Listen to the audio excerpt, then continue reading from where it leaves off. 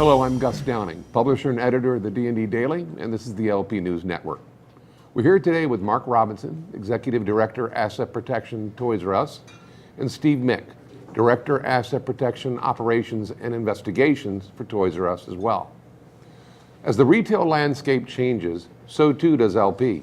What worked just 5 years ago doesn't apply today. With the retail footprint in limbo, technology impacting every aspect of the retail world, from buy online, pick up at store, to mobile wallets, online returns, credit card and gift card fraud, to data breaches and insider threats. The demands on the LP world has been completely redefined, and we're all learning as we go, just like everybody else in retail.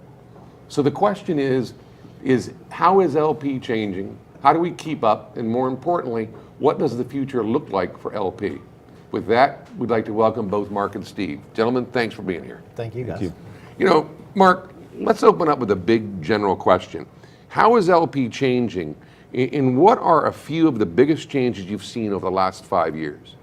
Well, that is a big question. And you alluded to it in your intro there with the shift to online, and more so the mobile. So as e-commerce is really growing and it's more or less competing with brick and mortar, the .com, the e-com, the mobile really has caused a different phenomenon, and that's the challenges and pressures we're seeing with brick and mortar. So with that comes the LP challenges. So how do we deal with the existing brick and mortar challenges that we're used to the last 5, 10, 15, 20 years, but then also really understand and investigate the e-com world. So it's kind of like learning while we're addressing the issues. It's building an airplane while we're flying. Another big thing that we continue to face is the ever-present and ever-increasing ORC.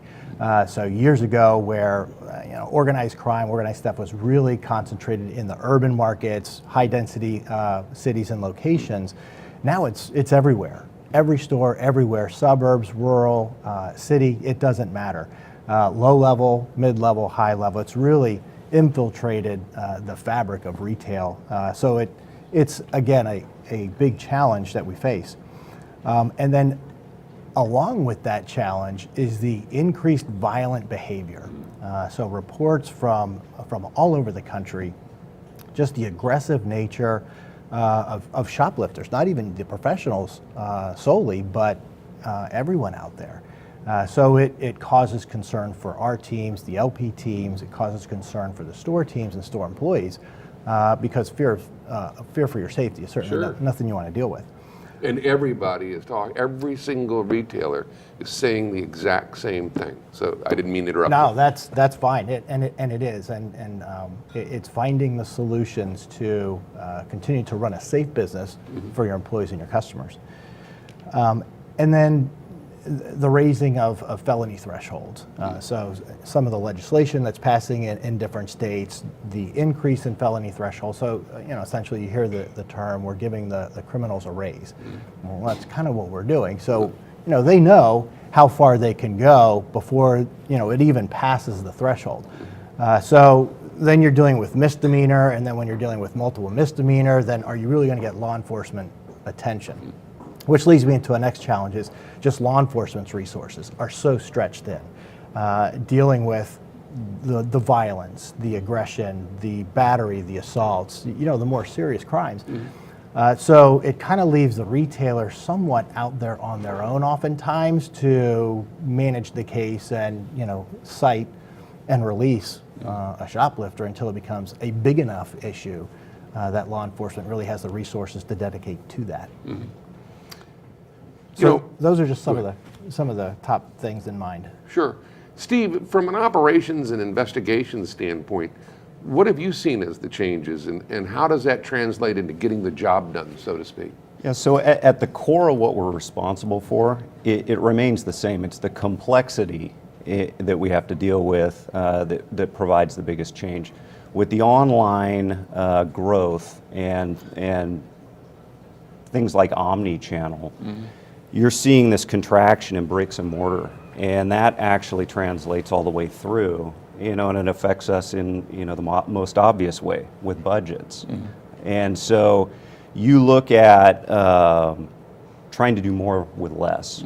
Every dollar has to count, and with operations support, really, it's about providing solutions to the field teams and continuous improvement and simplification of processes. So it changes the way that we approach problems. There really is no time to get something wrong. There really is no money available to test things in a way that is not proven. Sure. We rely much more heavily in today's world and into tomorrow with data, analytics, and science. A great example is using scientific methods like randomized control trials. So merchandise protection solutions is something that everybody is familiar with, and it is a primary way that we protect merchandise in bricks and mortar stores. Knowing something is going to work before you do a broad implementation is pretty critical nowadays. So if you're able to use science and data to prove out exactly the return that you're going to get, it makes it easier to get the money. I refer to it as a credit score because we have to interact with anybody in finance. Well put. You talk about going to a capital committee and competing for capital dollars with other important business things that the company's trying to accomplish. You need to be able to prove that what you're going to implement is going to get the return that you're expecting. Right. So that kind of changes the way we do things. From an investigation standpoint, omni-channel provides a whole new range of problems that we have to deal with. You take ship from store as an example. In yesterday's world, we had kind of these discrete .com and bricks and mortar businesses, and really your inventory shortage risk in the bricks and mortar was limited to the people coming into the store. Now with something like ship from store, your store inventory is exposed to e-commerce fraud and .com fraud and schemes. So you have to approach the problem in a different way, using different tools like exception-based reporting in a refined way, or solutions like social media tools or advanced analytics or predictive analytics tools allow us to investigate crimes in multiple dimensions.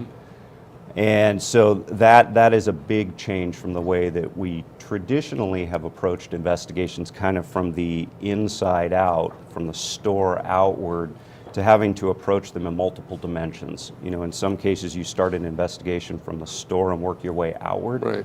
In some cases you identify goods that are being fenced and have to work in the other direction to find out where it's coming from. So those tools are very important. And then secondly, really the interaction between retailers and law enforcement. It's more critical than ever to foster relationships at a local, state, and federal level with law enforcement agencies to understand what they need in order to act on your behalf.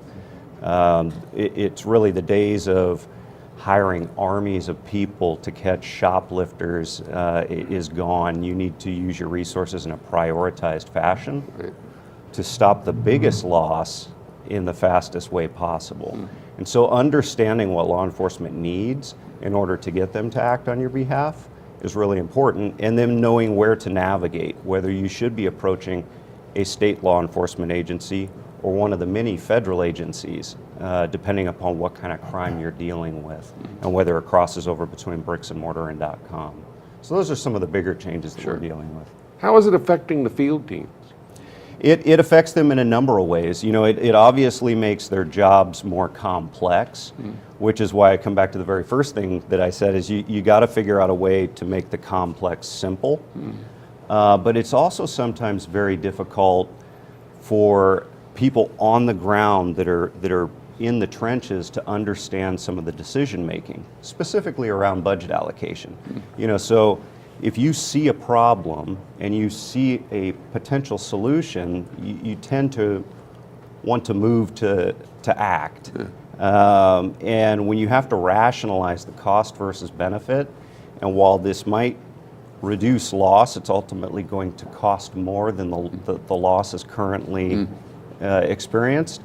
It's a business decision. Right. And so those are some of the things that our field teams have to look at and think through. Where is it going? You know, Gus, if I could tell the answer to that, I'd Both of us. right. I think it really is the challenge of trying to keep it as simple as possible, as Steve spoke, because the LP budgets aren't growing, certainly not growing exponentially to meet with the fraud that we're dealing with today, much less the fraud that we're dealing with tomorrow, we'll be dealing with tomorrow. But I think it's about staying focused and being simple, focusing on what's going to have the biggest financial benefit to the organization.